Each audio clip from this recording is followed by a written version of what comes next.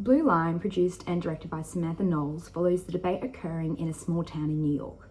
After a blue line is painted on the town's busiest road, the Blue Lives Matter and Black Lives Matter movements clash in a political and emotional debate.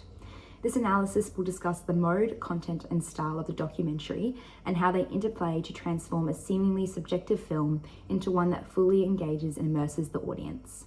The Blue Line primarily falls into observational documentary mode. It follows the debates taking place in Warwick after the line was painted. The filmmakers use the fly-on-the-wall approach to observe the opinions and conversations between town citizens without interfering. This allows the audience to form their own opinions on the matter. Whilst observational documentaries tend to avoid direct interference by the filmmakers, the Blue Line does incorporate some elements of the participatory documentary mode. These include the filmmaker speaking to one of the interviewees, informing her of the town meeting about to occur. However, this acts solely as a segue of the film's narrative construction. The reason that this documentary is not primarily participatory is because Knowles is not a character in the film. As a Black woman who is from Warwick, her involvement would have influenced the perceived truth. The Blue Line successfully views both sides of the debate, documenting contrasting opinions from a diverse range of people. The line was painted as a display of support for the local police, which in turn caused an intense division amongst residents. This conflict unfolds within the broader context of the 2016 national election and the ongoing debate on police brutality. The core narrative follows different citizens and their opinion on the matter. After much debate and an explosive town meeting, it is ultimately decided that the line will stay. The Blue Line's message is that despite differing opinions, if a conversation is had and both sides are willing to listen and adapt, compromise can be reached. The community's unified goal was to foster a better relationship between police and residents and ensure people felt safe. Knowles approached the subject, narrative, and message through a non-biased demonstration of opinion, shown through the interviews and petitions from both sides. As the ending acknowledges that both opinions are legitimate, the neutral approach is important in validating both sides. However, the ending also does signify that the conversation is not over. Knowles has purposely added this to demonstrate the broader complexity of the debate. Samantha Knowles' work on documentaries for HBO, Netflix, and the New York Times demonstrates a skillful approach to documentary making. In combination with her degree in psychology, Knowles' previous works demonstrate her passion for representing Black Americans. Knowles' stylistic choices in the Blue Line intentionally position the audience to emotionally engage with the content. The interviews are set in the individual's home or workplace, displaying their position in the community. This allows the audience to view the interviewees as real people.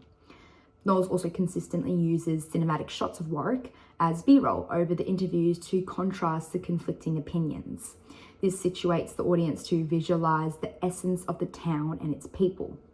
The interviews are short and cut through frequently, replicating the back and forth of both sides without really coming to a conclusion.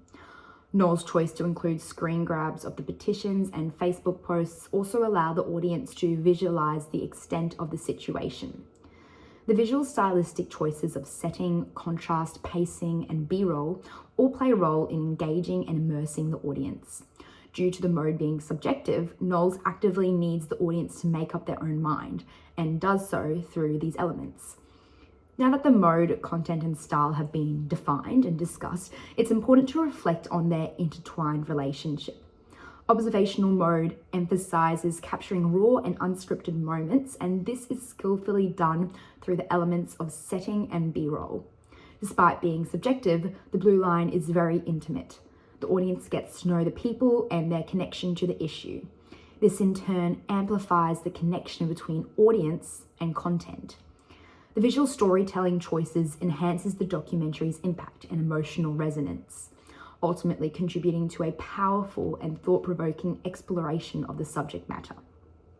The relationship between style, content, and mode, evidently present in the Blue Line, creates the documentary's final form. The content provides the substance and message, the mode allows for an authentic and unfiltered portrayal, and the style shapes how the content is visually and emotionally presented to the audience. The dividing subject of the counter-movement Blue Lives Matter is displayed objectively through the observational mode, providing an intimate and authentic look into people's lives. The stylistic choices such as setting, pacing, and overlaying footage then become a tool to presenting it to the audience. The documentary's final form is a result of the careful interplay between these elements. Knowles has crafted them to work together to create a powerful and emotionally engaging documentary that sheds light on the important social issue not only in Warwick, but broader America.